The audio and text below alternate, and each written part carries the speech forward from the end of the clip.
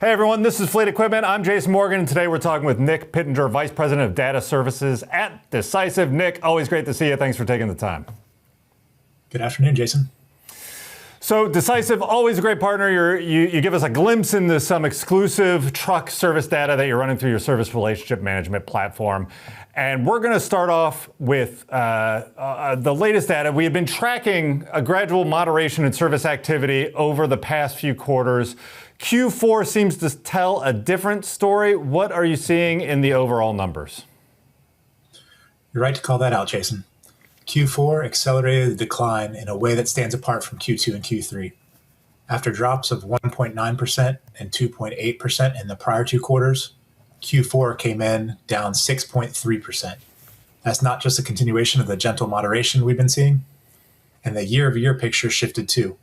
After 3 consecutive quarters of year-over-year growth peaking at 10.7% in Q3, Q4 came in at 1.2% down year-over-year. The broader macro context likely explains this. The ATA's for-hire truck tonnage index fell 1.8% from Q3 and was down 0.3% compared to Q4 2024, with soft manufacturing and construction activity suppressing freight volumes. When trucks aren't working as hard, deferred maintenance gets pushed out. That shows up directly in the service volume numbers. Another thing that's notable is that only 2 of the 25 VMware systems that we track saw quarter-over-quarter volume increases in Q4, compared to 12 systems in Q3. That breadth of decline is a clear indicator that this isn't an isolated pullback in 1 or 2 areas.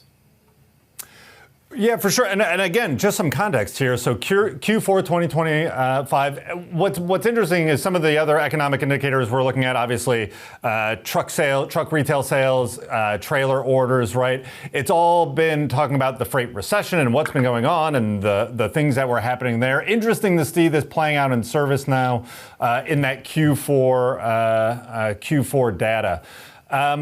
Last quarter, we talked a lot about electrical systems leading a lot of activity increases. We're talking charging, cranking, lighting, those kind of things. The prediction was that colder weather would stress those systems in Q4. Did that play out? It did, but with a few nuances that are worth discussing. Lighting remained a top 5 system by service volume in Q4, representing 5.3% of total activity, and lighting activity held its position even as overall volume compressed across most other systems. Year over year, charging system service activity was up 10.1%, which keeps it on the list of systems showing structural growth rather than just seasonal noise. What is interesting is that the electrical signal we've been watching throughout 2025 didn't disappear in Q4. It's just that the activity in the other systems decreased. When you look at charging and cranking specifically, the activity patterns are consistent with what we'd expect from cold weather stressing batteries, alternators, and starters. Fleets running older equipment are particularly exposed here because those components have less reserve capacity when temperatures drop. What we'll be watching heading into Q1 2026 is whether charging and cranking activity picks back up as deferred battery and starter work from Q4 gets addressed. That's a pattern we've seen following harsh winters. For sure. Staying with that seasonal aspect, cooling systems. Cooling systems had the biggest quarter-over-quarter service volume increase of any system at 12.1%, which could seem counterintuitive for the beginning of the winter quarter. What do you make of that? That's an interesting data point in the Q4 report, definitely. The assumption would be that cooling work slows when ambient temperatures drop, but the data tells a more complicated story. A few things are likely at play here. First, fleets that have been managing capacity constraints through the year may have used Q4's lower overall volume as an opportunity to catch up on cooling system work that had been deferred. When bays open up, scheduled maintenance that wasn't urgent in peak operating months tends to get pulled forward. Second, older equipment with aging cooling components don't necessarily wait for warm weather to show failure. Coolant leaks, hose deterioration, and thermostat issues are year-round concerns, particularly as fleets are running equipment well past traditional replacement cycles. So while the 12.1% quarter-over-quarter jump stands out, it's consistent with these items along with proactive inspection activity leading into the winter.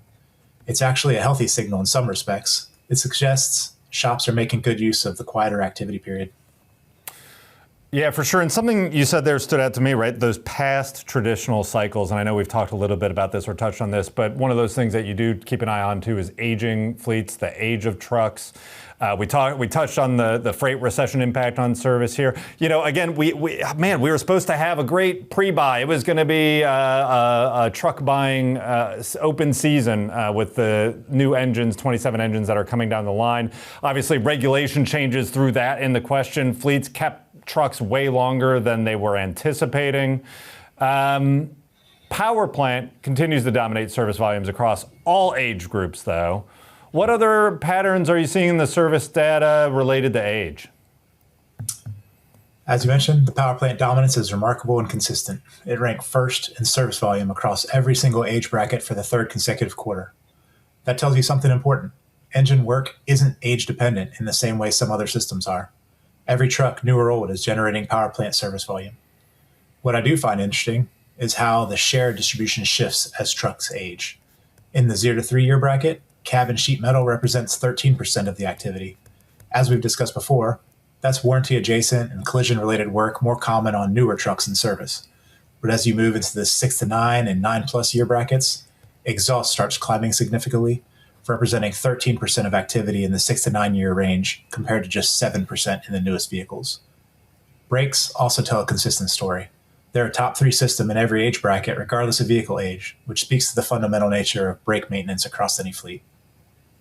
Yeah, you know, just as an anecdote, aside, something I just thought of too. Earlier here, TMC, in conjunction or around the same time, the HD Repair Forum was going on. I stopped in there for a little bit. That's a lot of the collision and body people that service the HD side, right? And there were lots of presentations about how those folks were servicing all the new model year trucks, right? A lot of the OEMs have had new model year trucks come on, and there's a lot of partnership that's needed between the OEMs and then the collision repair facilities to be able to fix that bodywork. So again, I know I'm the one that makes these non-corollary leaps in data, and I'll own that. But just an interesting aside that was a lot. One of the big talking points was how a lot of these old new truck models are changing how the bodywork is needed to be repaired on those vehicles. So just really interesting that we're continuing to see that in the 0 to 3 realm.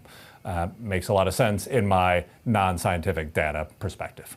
On the brake side of things, brakes we've been talking about for a little while. We had a couple quarters ago, we had a big brake recall that you had properly predicted and seeing in service data increase.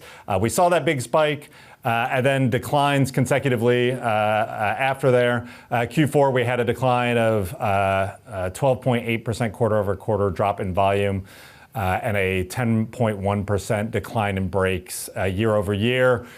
What's your take on what's happening with brake service data right now? The narrative through Q2 and Q3 was that the Q1 spike reflected recall-driven work coming through, and the subsequent declines were normalization. That explanation held for 2 quarters, but a 10.1% year-over-year decline in Q4 is harder to dismiss as a reversion. It definitely suggests that brake activity baseline itself may have shifted lower, not just the quarter-to-quarter rhythm. A few possible explanations are worth considering.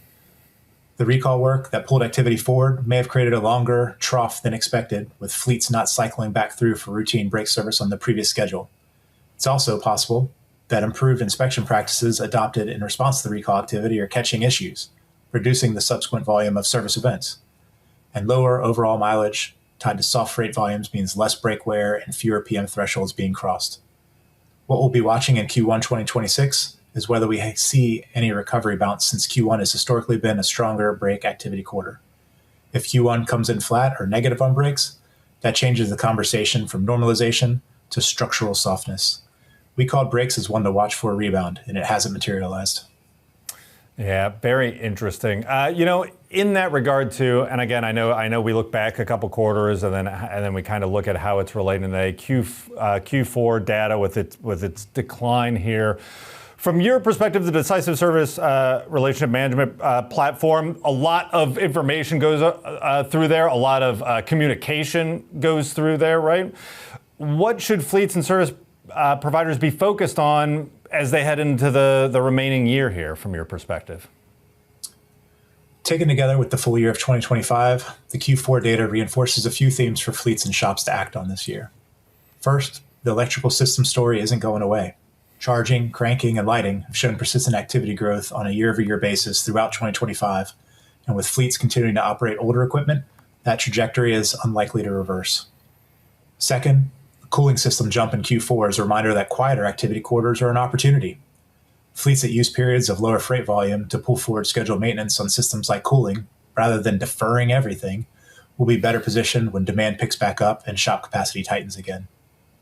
Third, the age bracket data continues to tell the story of an aging fleet population driving more service. And on the brake situation specifically, if Q1 2026 doesn't show a rebound, fleets should revisit their PM intervals and inspection protocols to make sure they aren't accumulating deferred work. The Q1 data should tell us whether Q4 was the trough or a new normal. Yeah, very good. I mean, going back to it again, brakes, safety critical component, definitely not something you want to mess around with on the service side. So a very, very great perspective there. Nick, I always appreciate you taking the time. Look forward to talking to you again when we get closer to the next quarter of data. Sounds great. Thank you for the time, Jason.